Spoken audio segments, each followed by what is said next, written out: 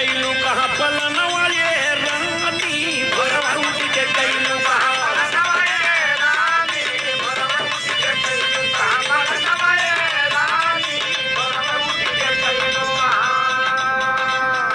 सुना गौना दोंगा जब से भइल बा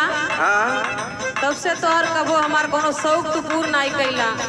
देखा भाई अपने कमाइए के हिसाब से कुल काम हुई हो ये लिए बहुत मन हमारे तकलीफ में बा। सुना न चला जहिया से आईली डोली चढ़ी के गमनवा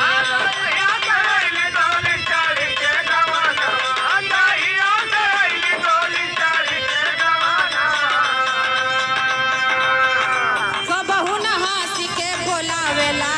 सजनवा